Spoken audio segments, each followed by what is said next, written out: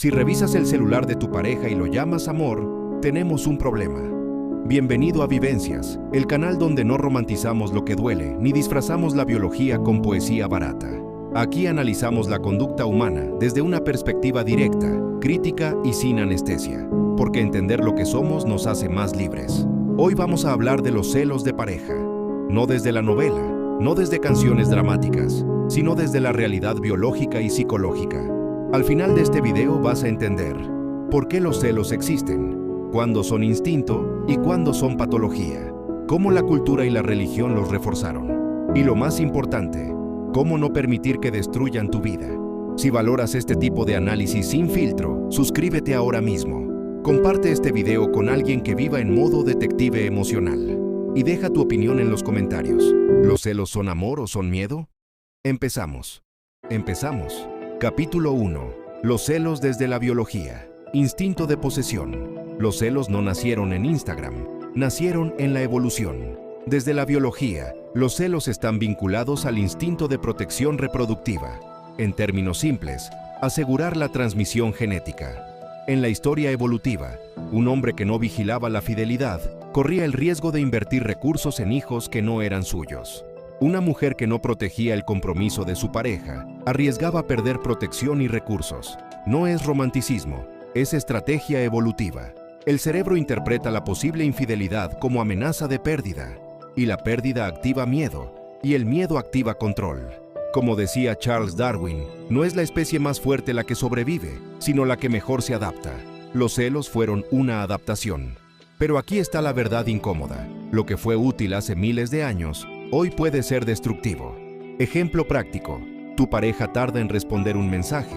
Tu cerebro no dice, está ocupada. Dice, está perdiendo interés. Soluciones aplicables. Identificar el pensamiento automático. Preguntarte, ¿es evidencia o es imaginación? Practicar regulación emocional antes de reaccionar. Perspectivas, biología, evolución, neuroquímica del apego. Capítulo 2. Psicología, inseguridad, autoestima y proyección. Los celos extremos casi siempre revelan inseguridad. No celas porque amas. Celas porque temes no ser suficiente. La psicología explica que muchas conductas celosas son proyecciones. Lo que temes hacer, crees que el otro lo hará.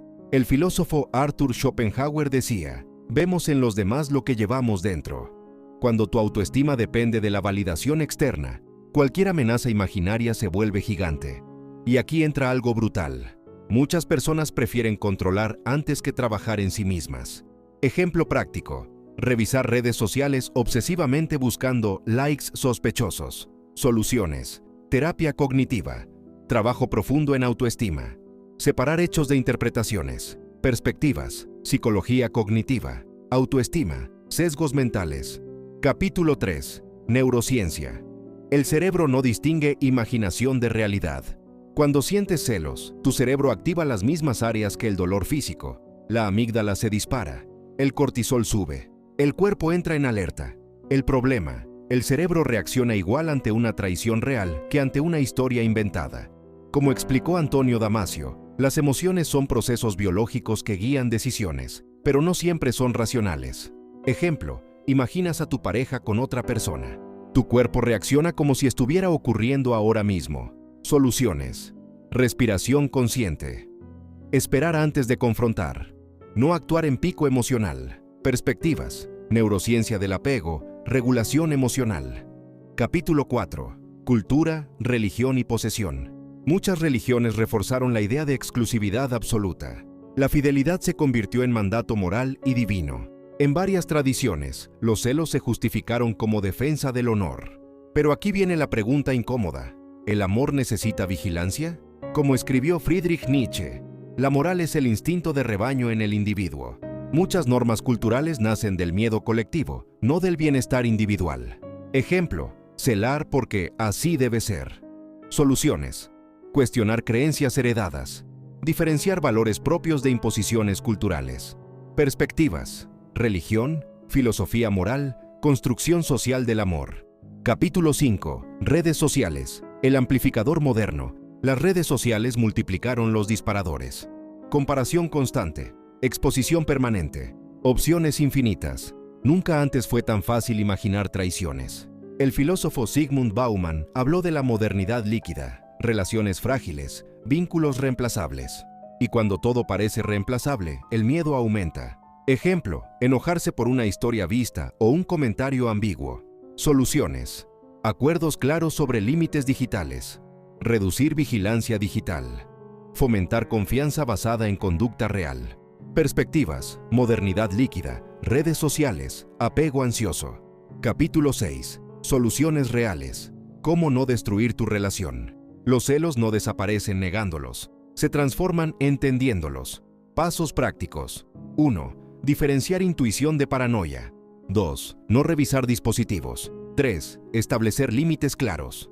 4. Trabajar en autonomía emocional. 5. Aceptar que el amor no es posesión. Como decía Erich Fromm, amar no es poseer, es permitir que el otro sea. Ejemplo, en lugar de controlar, conversar con honestidad directa. Perspectiva integral, biología entendida, psicología trabajada, cultura cuestionada, responsabilidad personal asumida, celos, identidad y superioridad, cuando el amor se convierte en dominio. Hay una versión de los celos que casi nadie quiere admitir. No nacen solo del miedo a perder. Nacen del deseo de dominar. Aquí entramos en una zona incómoda. Muchos celos no dicen, te amo. Dicen, te necesito debajo de mí. Dicen, sin mí no eres nada. Dicen, si me dejas, mi ego se derrumba.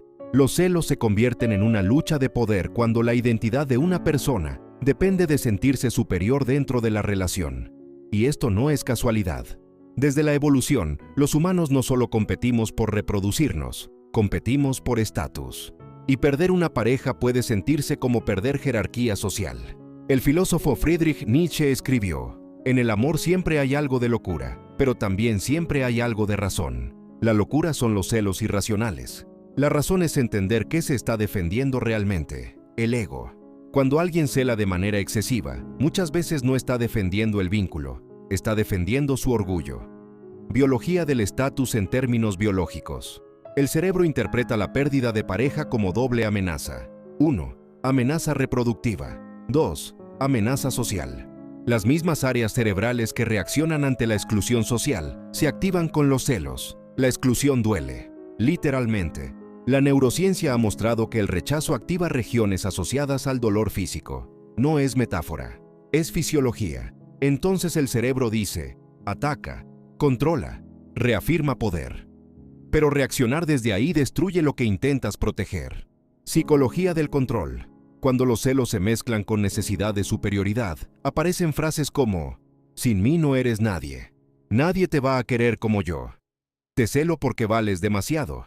Eso no es amor, es dependencia disfrazada de autoridad. El psicólogo Alfred Adler habló del complejo de inferioridad como motor oculto de muchas conductas de superioridad. Cuanto más insegura es una persona, más necesita dominar. Y aquí viene algo brutal. El celoso controlador no teme perder a la pareja, teme perder el control sobre ella. Religión y superioridad. Moral en algunos contextos religiosos. Los celos se justifican como protección espiritual. Se crea la idea de que vigilar es cuidar. Pero cuando la moral se convierte en herramienta de dominación, el vínculo deja de ser amoroso y se vuelve jerárquico. El filósofo Baruch Spinoza decía, el odio es tristeza acompañada por la idea de una causa exterior. Muchos celos religiosos son tristeza interna proyectada como culpa externa. Y eso genera dinámicas de poder disfrazadas de virtud. Redes sociales y competencia de estatus.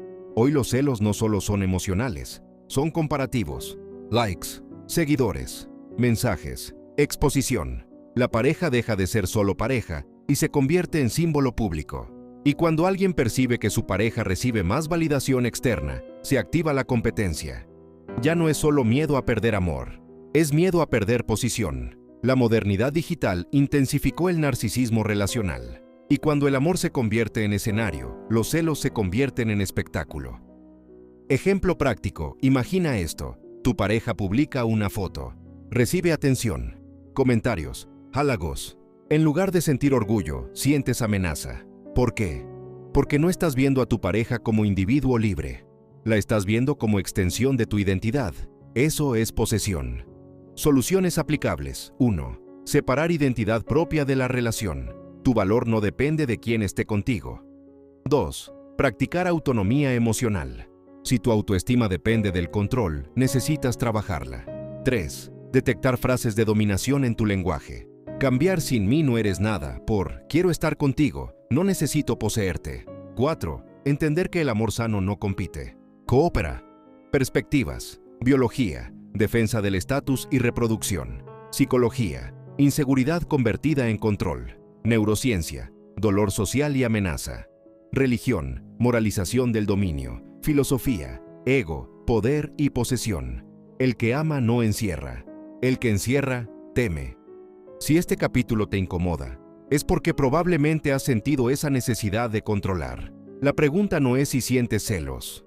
La pregunta es, ¿los usas para dominar o para entenderte? Ahí se define la madurez emocional. Conclusión.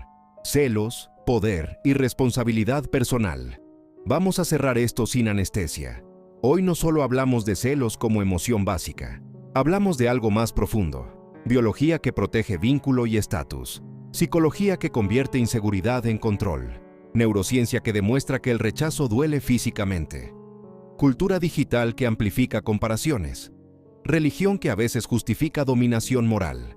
Ego que confunde amor con posesión. Y en el capítulo extra fuimos más lejos. Los celos no siempre nacen del amor. Muchas veces nacen del deseo de superioridad. No es miedo a perder a la persona, es miedo a perder poder. Ese es el punto incómodo. Cuando necesitas vigilar, revisar, controlar o reducir a tu pareja para sentirte seguro, no estás defendiendo amor, estás defendiendo tu ego. El filósofo Jean-Paul Sartre dijo, el infierno son los otros.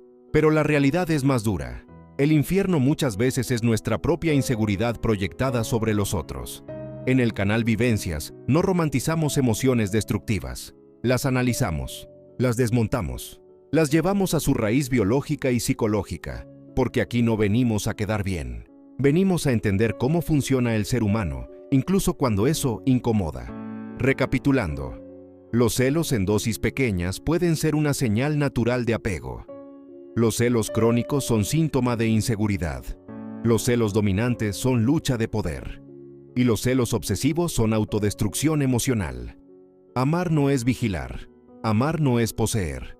Amar no es competir. Amar es elegir, sin encerrar. Si después de este análisis te sentiste identificado, no lo tomes como ataque, tómalo como espejo. Y ahora quiero leerte. ¿Crees que los celos son inevitables? ¿O crees que se pueden trascender con autoconocimiento? Déjalo en los comentarios. Comparte este video con alguien que confunda amor con control.